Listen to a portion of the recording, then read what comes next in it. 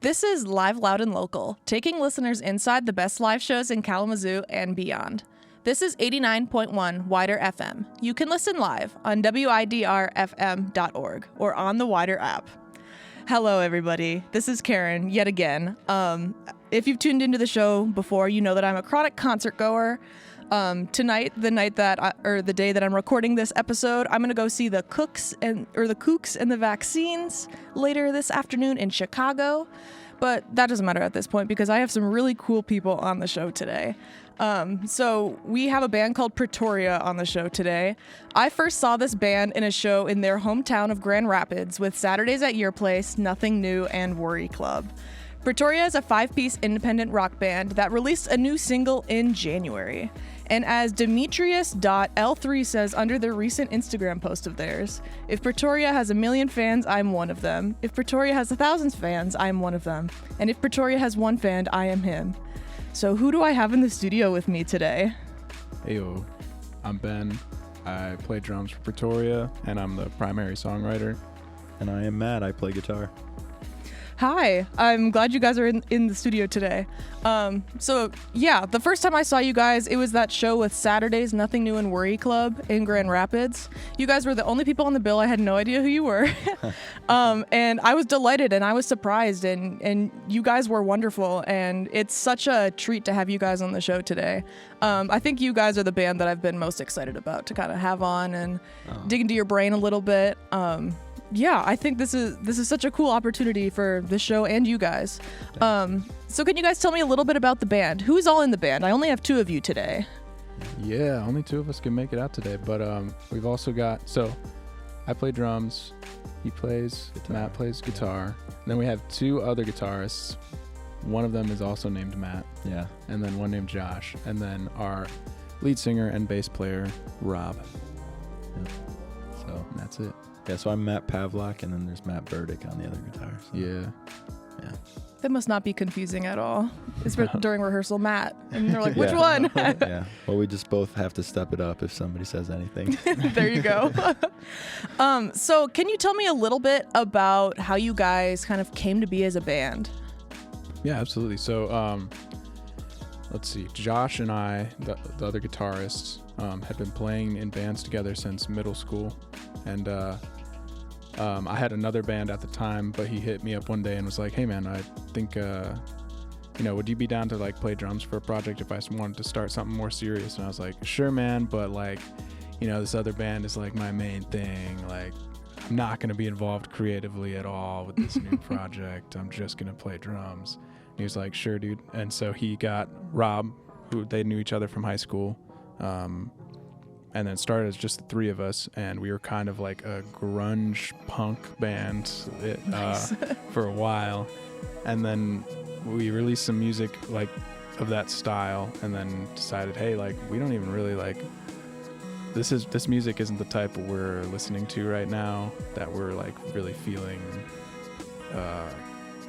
compelled by at the moment. So we kind of shifted the sound towards what it is now, and then that's when we added Matt on guitar, other Matt. Yeah, not me. And then this Matt eventually. Later, yeah. Yeah. And that's kind of how it turned into what it is now. Yeah.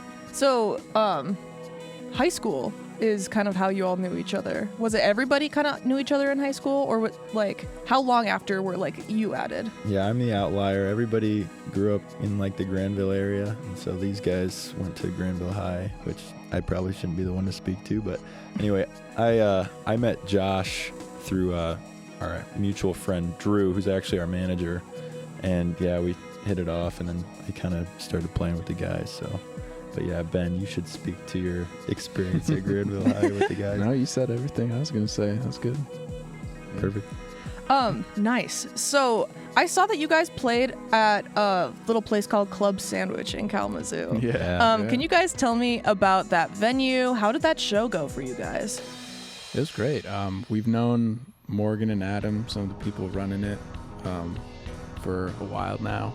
And we played with Basic Comfort, which is a Kalamazoo band, and Short Panic, which is a band from Grand Rapids that I am also in. And so it was a very fun show. Yeah, and they've got blast.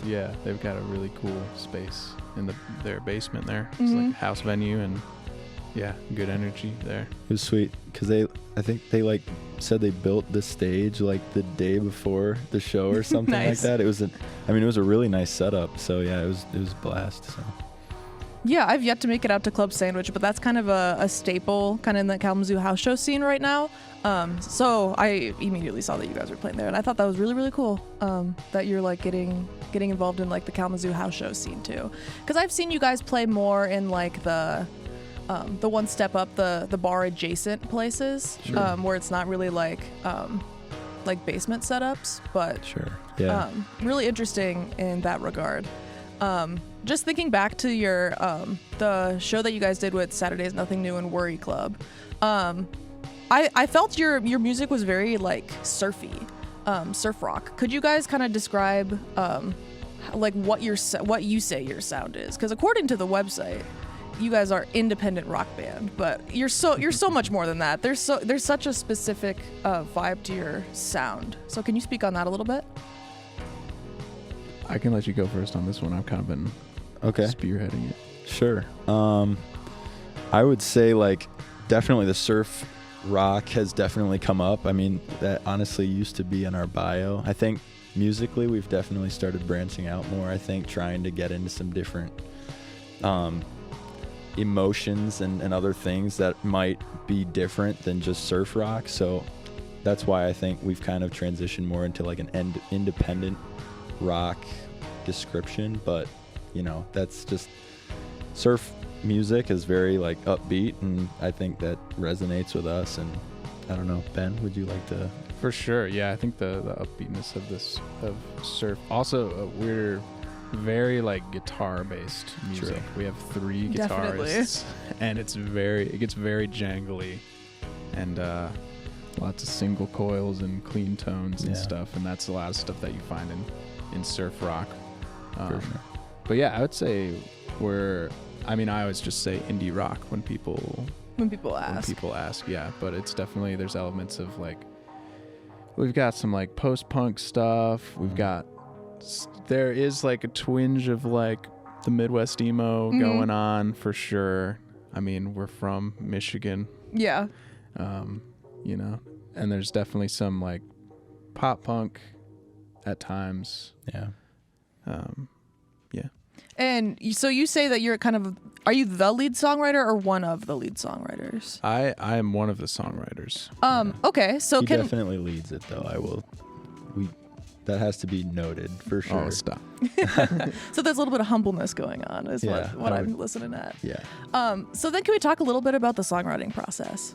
How do you write a Pretoria song? Oh yeah. Well, for me, if I'm gonna be writing music that is new and fresh, it helps for me to switch up my process a little bit. So sometimes starting on a different instrument, like I won't always start with chords on guitar, or I won't always start with words.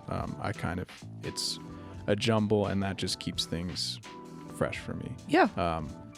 A lot of times, as far as like the lyrical concepts and melodies go, a lot of times a song will start with a phrase that I think is cool. Like the song As If.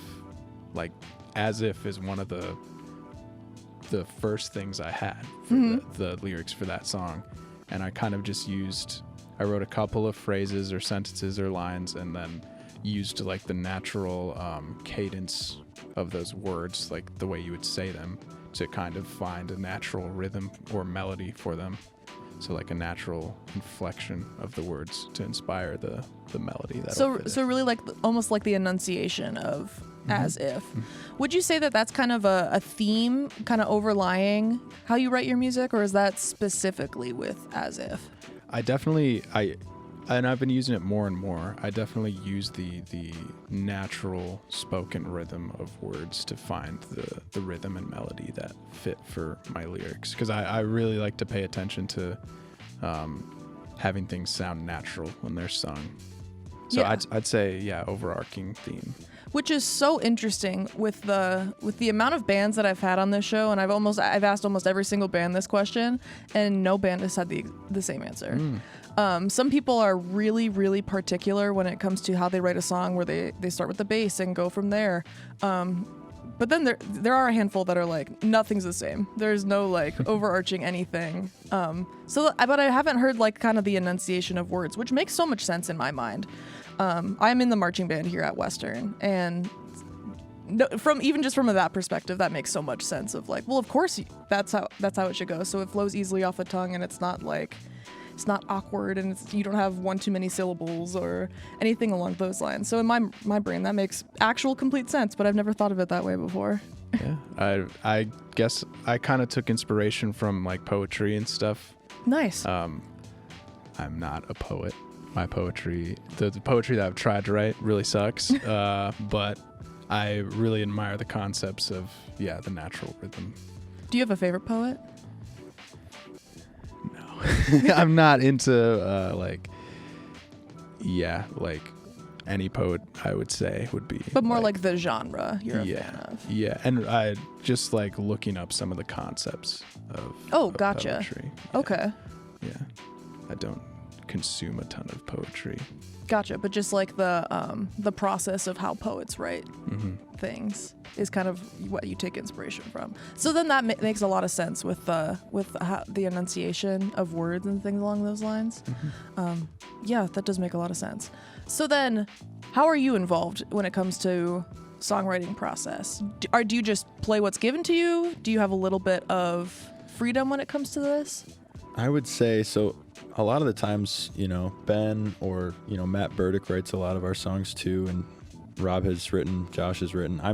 I'm honestly pretty new to the band, I'm much newer than the rest of the guys. But you've been around. I've been around for a while, but I would say most of my input comes once we're like recording, or we'll start practicing songs, and as a group we'll start rehearsing, and maybe I'll come with an idea or a riff or something. That's kind of been more of my, I guess, contribution at this point with the songs that we've released. But I mean, yeah. Also, this guy has a really good ear for tone and texture with his guitar. He just always, whenever he plays, it just sounds great. Your tones are just amazing. So, and the touch and the way you play stuff. So I feel really good about the musicians that we have in this band, because when I'm writing for them, they each have their own characteristics and touch that they bring to things. So I know I can give him a part, and he'll kind of put his own spin on it. Yeah, he'll adjust it just the littlest bit to like make it like perfect. Yep, and it'll go from a Ben song to a Pretoria song. So that's a really cool way of putting that. It's like here's 80% of the idea, put your little 20%, and then it just comes together perfectly, I bet. For sure. So then, Where Will the Night Take Us is your full-length album that y'all put out last year. Could you talk about the process of creating that? Did you guys produce that yourself, or did you have a producer? Yeah, we produced it ourselves, and we actually had an entire other album written and like 2/3 of the way recorded, probably. Really? Like the previous year. And then we were recording it all ourselves, we were mixing it ourselves, and we were just like, hey, we didn't feel like it represented what we wanted at the time. And so we like scrapped almost the whole thing. Wow. Kept a couple of songs that made it onto Where Will the Night Take Us. And then that winter, we just had like a big writing kick where we were just cranking out new demos, and wrote pretty much all of Where Will the Night Take Us. And then that spring we went through all those demos, and we had like, I don't know, 20 or more songs. We had a long list of songs that we were picking from. And we went and just voted on them, and those were the songs that made it onto the record. And then we still recorded it ourselves. We sent it out to be mixed and mastered, and that ended up being a good call, I think. We were really happy with how it turned out. But yeah, it was a tough call, like scrapping like an entire album that we had worked for years on. Yeah, definitely. Because we had been planning to do an album for a while, because we're lucky enough as a band to not have a shortage of songs that we like. And yeah, that's definitely good. I mean, that gives you the ability to scrap most of an album at that point. Yeah. So do you think those songs will ever see the light of day, even if it's kind of released as like just like a little single, or are they gone, buried, dead? There's probably a couple that are dead, but yeah, I mean, there's a few that we still play live, that we have enough love from people that listen to us live that we've thought pretty hard about releasing them. But yeah, it's just getting them right. That's the thing, is we want to capture the energy live that we have in a recording, and that can be really challenging sometimes. Oh, so, definitely. Yeah. People who go to y'all's shows really like you guys. Definitely like super super dancey, and it just there's so much of like of course they love you. Like of course you guys are so fun live. It's very sweet of you to say. Of course. Yeah, I've seen you guys half a dozen times, just kind of really? Yeah. That's awesome. I've been to quite a few of y'all's shows. Awesome. Thank you. Yeah, of course. And that's why I wanted you guys on the show so bad. I thought it was really, really cool you wanted to be on here. So then you guys just finished your above average tour. Just your average above average? What is this tour called? It's difficult. Yeah, just your average above average tour, named after just our song, Just Your Average Above Average Kisser. Yeah. Can you guys tell everybody listening what that tour involved for you guys? It was, I mean, probably definitely since I joined the band, the biggest tour that we've done. I mean, it was awesome to be able to get out of state a little bit and see a little more of the Midwest. And so was this a Midwest tour? Yeah. Yep. So it was a blast. I mean, a lot of cool musicians from different states that we got to meet and play with, and I mean, yeah, it was a blast. Yeah, it was sick. And we're in a situation where a lot of us work full time during the week. So this tour was all like weekends. We just went out every weekend and went to like a different state every weekend. And it ended up working perfectly because, it was the weekends, so there's more people at shows. It's easier to book the venues. And it went really smoothly. We've done other small tours, I guess like a couple years ago now.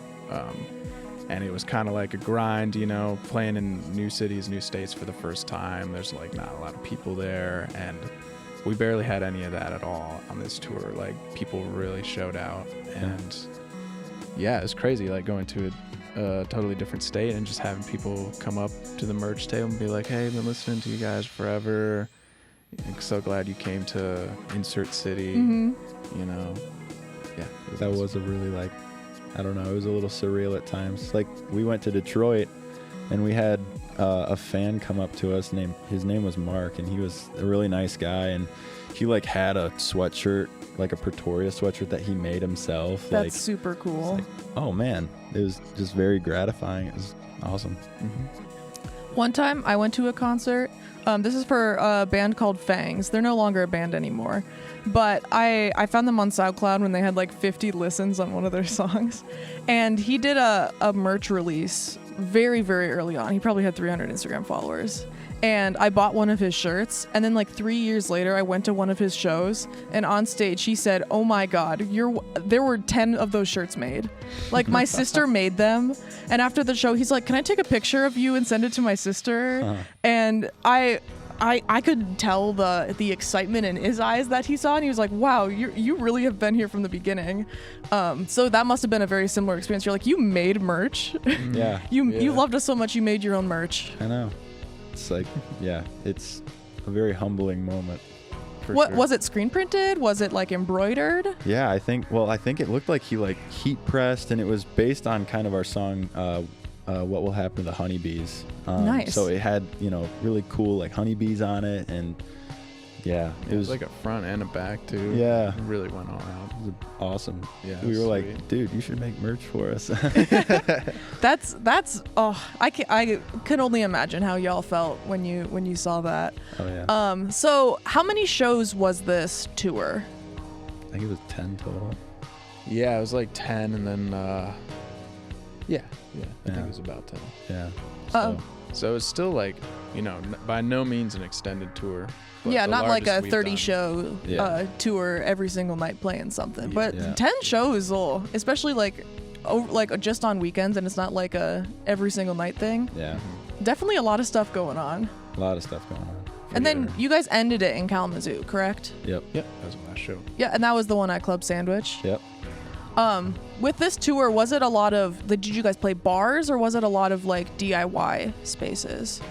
There were a lot of different, I guess, environments that we played in. Yeah, really good mix. Yeah, it was a good mix. There were some bars. We played in a spot in, it was actually Covington, Kentucky, but we advertised it as Cincinnati. We weren't totally aware, but yeah, it was Madison Live was the name of the venue, and that was kind of like a theater, but it wasn't, we were in like another room of the theater. It wasn't quite as big, but so, I mean, yeah, a lot of different kind of scenes that we saw, houses and Yeah, houses, dive bars.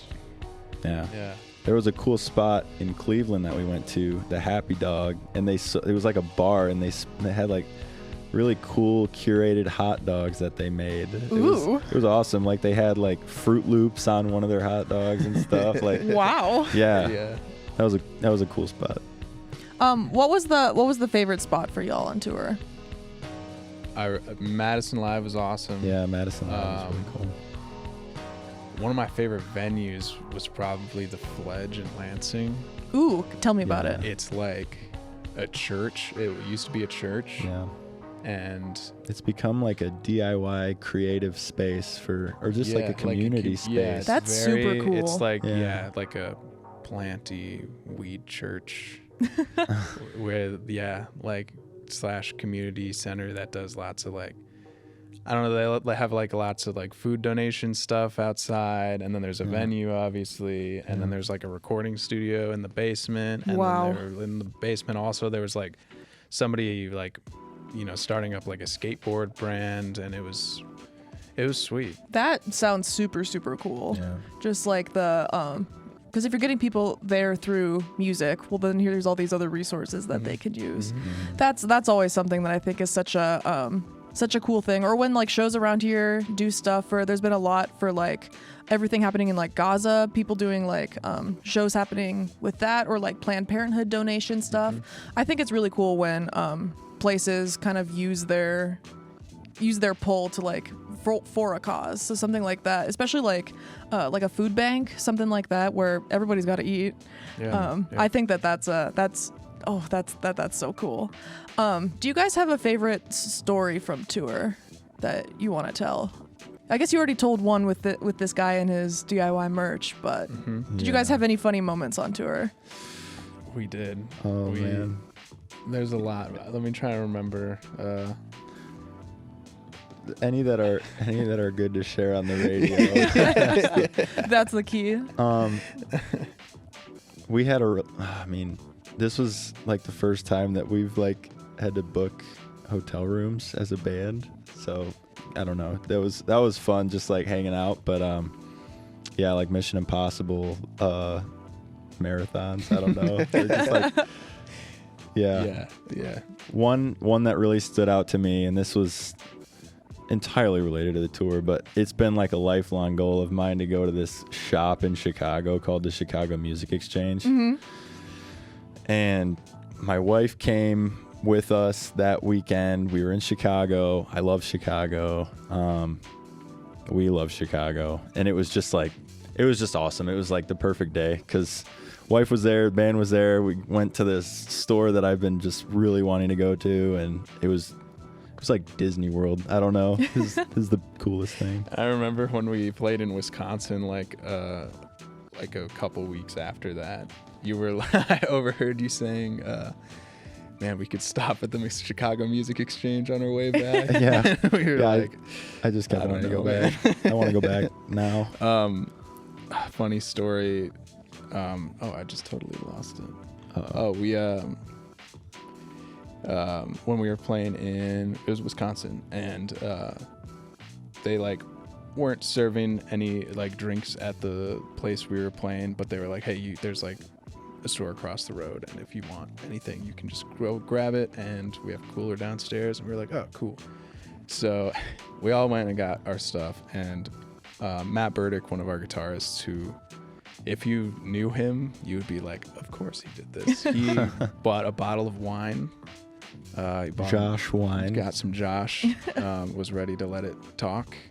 And we got to the green room and then realized we didn't have anything to open the bottle with. Oh, I've done that a few too many times. Yeah. So the like half hour in the green room, just getting sciencey with it. Yeah, found like an eye hook in the basement and screwed it just like screwing it into the cork, and then like 3 guys just like holding the bottle while one of us just tried prying it off. And and then we finally got it open, took one sip, and then we were like, okay, we gotta go play now.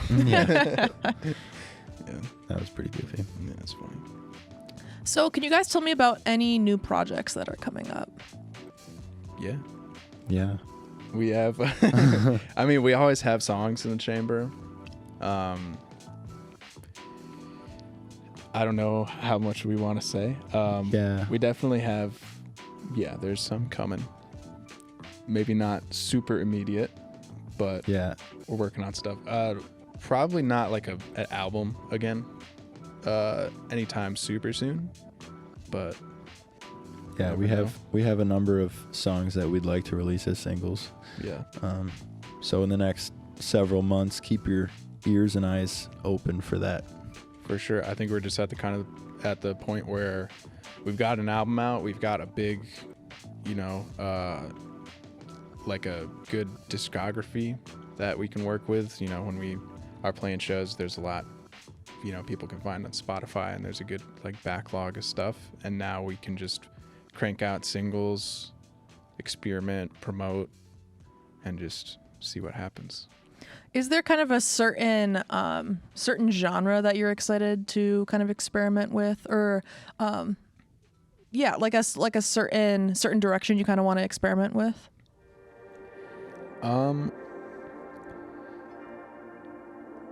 I mean, we're always torn between, because we're 5 people that are very excited about music and listen to a wide variety of things, and there's always directions we want to go, and we come to the meeting in one day and we'll just be like, guys, we have to become a ska band. We should just scrap everything and just make 7th wave ska. For the rest of our lives. It's pretty much that. Or I'll hatch a weird idea at work one day and just like text the band just random stuff. Just be like, guys, we should do this, and I'll be very excited, and then I'll forget about it later. But it's a lot of that. And it's hard to really decide on something unanimously. But at some point you gotta just, and I think that's gonna be one of the benefits of being able to do a lot of singles now. We'll be able to experiment a little bit, because while we definitely have a sound, I want to dial it in even more. I want to get so, because a lot of my favorite bands and favorite albums, the sound is so particular. You can tell it's that band based on. You can hear it like immediately. Or you can tell it's that album based on just like the first couple seconds of a track. Just like. So that's your goal, is to really like lock in the Pretoria sound. I would love to do that. Yeah. I 100% agree with that. I definitely do appreciate variety, and I think it's cool that we have that, but might be something we're shooting for in the future. And I think singles are definitely a great way to be like, okay, is this it? Like, and then you do like your little micro adjustments, and it doesn't have to like, when it comes to an album, have to be like a cohesive thing, or maybe like flow into one another, kind of being the same thing. Yeah. Because there are the albums that are like very random when it comes to what's Yeah. on an album, but Yeah. it seems like that's not the direction y'all want to go. For sure. And we're also fortunate that our style, like most of our songs could be singles. You know, even all the ones on the album, even the deep cuts off of the album, you know, are pretty structured like Yeah. a single and pretty engaging for new listeners and stuff. So then, when it comes to recording a song, how does that work? Because you guys are 5 guys with full-time jobs, and even like today, we have 2 of you here. Do you guys all get together on like the first of the month, and that's your day that you guys record? Do you kind of do it in segments and parts? Do you guys do it remotely? How does that work? The way we did the album, at least, is we were working out of a buddy of mine's like home studio, and that he was kind enough to let us use it. Shout out Jack Emis, and the Emis family. And we blocked off like 2 weeks. It was like in May, I think, May of 2022 or something like that. Yeah, and we tracked almost the whole album in those 2 weeks. And basically it was like summer for me. I had just finished up a semester here at Western, and I was studying recording and stuff. So I was there at the studio like, 11, 12 hours a day. Yeah. And the guys would just come in when they could. Sometimes it would just be me in there alone for a while. And I would like edit or mix or record bass. And the guys would just come in when they could. Yeah. And we got almost all of it done. And then the rest of the summer, it was kind of the same deal. Like we would just come in when we were able to, and eventually we were able to finish it up. Yeah, that sounds like a very good way to do it. Yeah. Especially with such busy schedules. For sure. Yeah, it helps a lot that Ben has the professionalism and the knowledge of producing music. So that has been like invaluable to us because, it's not like, because of the fact that many of us are busy and we can't get everybody in at the same time sometimes, booking time in a studio can be very costly, but having Ben and his expertise has been just like, I don't know, it's made it very possible to do what we do. So, And I think not having to book time in the studio and working out of a home studio and not having to worry about paying by the hour and stuff. I bet. Yeah, it's allowed our production choices to be very calculated, I think. yeah.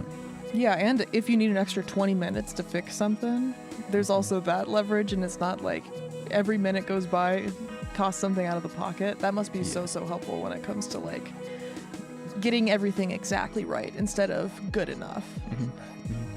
Yeah, and we are considering trying out some studios again pretty soon, and we'll just see how that goes. Yeah, for sure. Are they studios in Kalamazoo, in Grand Rapids, in a certain location? There's one in Chicago that we're looking at, a few in Michigan that we have in mind. We've been to a couple in Michigan already, and so all over the place. Gotcha. So location isn't the big thing. It's more what can they do. Yeah. Gotcha. Sound is king. True. So you guys have some shows coming up. Do you guys want to tell me about it? Oh yeah. Yeah. March 30th, we're going to be at Graywall Hall in Lansing. And then on April 5th, we'll be at the Pyramid Scheme in Grand Rapids. So Yeah. we're very excited. And then in Lansing, we're with Pretty Jane and the Magazines and Axe and the Hatchet Pen. And then in Grand Rapids, we're going to be with Low Phase. Yeah, Low Phase and then Headbang Henny. Or Headband Henny. Sorry, my bad. So Kalamazoo folk in that group. Yep. Yeah. So listeners, get out to a show for them because their shows are really fun and the crowd really gives the energy that's kind of needed to enjoy a live show like that. I highly recommend going to a show and kind of seeing them live. Again, so March 30th, they're going to be in Lansing, and in April 5th, they're going to be in Grand Rapids. So the song that I want to shout out for this episode is called 7. You can find it in the link on my Instagram bio, in my Live, Loud, and Local playlist. You can stay up to date on everything that Pretoria has coming through the pipeline on Instagram at Pretoria Music. And you can also find this show on Instagram at Live, Loud, and Local. I'm always reposting venue posters, my favorite artists, and giving updates about this show. The best way to get on this show is by Instagram DM. And until next time, Kalamazoo, remember to bring your earplugs, and as always, tip the touring band. And we're done. We're out. Awesome. Good episode.